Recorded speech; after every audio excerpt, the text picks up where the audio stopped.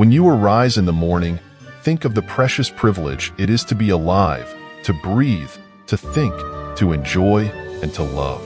How can we create mornings that reflect this Stoic appreciation for life? Today, we introduce a morning routine based on Stoic wisdom to set the tone for a peaceful and purposeful day.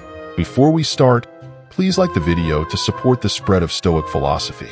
If you're not subscribed, I suggest subscribing and activating the bell to ensure you don't miss any videos. First, reflect on the transient nature of life. A fundamental aspect of Stoic philosophy is recognizing and accepting the impermanent nature of everything. Every morning, before the world awakens, take a moment to immerse yourself in this truth. Find a quiet corner where you can sit undisturbed. Maintain a relaxed yet upright posture, reflecting the balance you aim to achieve between calm and alertness. Close your eyes and visualize the vast expanse of the universe. Picture stars being born and dying, galaxies spinning in the dance of time. In this cosmic ballet, envision the Earth as a tiny dot. Within this, consider the rise and fall of civilizations, the mountains that have stood tall, and the rivers that have carved paths. Now, focus on your own life, a mere blink in the grand scheme of things. This visualization is not to diminish our significance, but to understand the preciousness and brevity of our existence. Understanding life's transient nature serves as a poignant reminder. It underscores the value of each day. When we truly grasp how fleeting our time is, we tend to prioritize what truly matters over trivial distractions and conflicts. Waking up with this mindset prepares you to navigate the day with a deeper sense of purpose. This morning ritual is not about confronting mortality with fear, but embracing the present with love, reverence, and action. As Seneca wisely said, life is long if you know how to use it. By grounding our mornings in this practice, we remind ourselves to live each day fully, meaningfully, and with grace. Next, journal your thoughts. The act of journaling, deeply rooted in Stoic practice, isn't just about recording events, but is an intimate conversation with oneself. It's an act of introspection, grounding, and sometimes catharsis.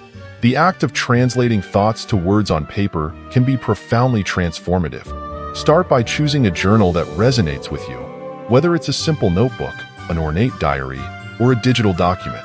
This is your sacred space, devoid of judgment and external expectations. It's where your thoughts, raw and unfiltered, come to breathe.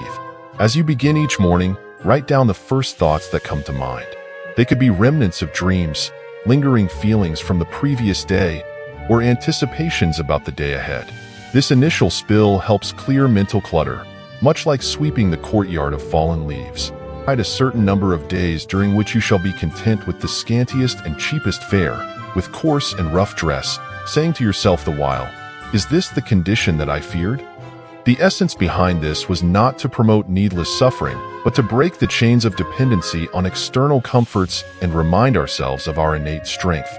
As you start your day, think of small ways to introduce voluntary discomfort.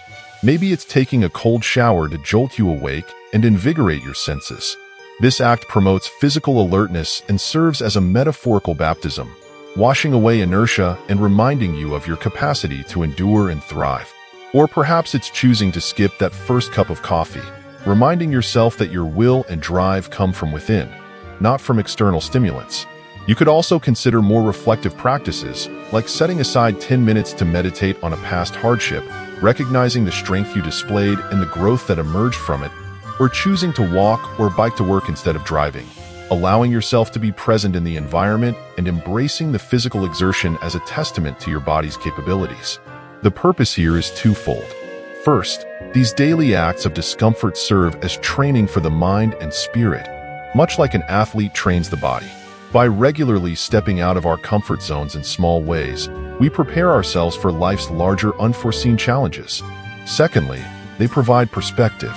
By occasionally foregoing certain comforts, we learn to appreciate them more when we have them and understand they aren't the cornerstones of our happiness or contentment. In embracing discomfort, you're not punishing yourself. You're empowering yourself.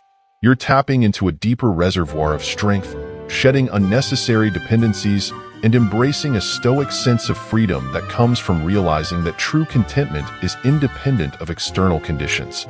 Next, practice mindfulness and meditation.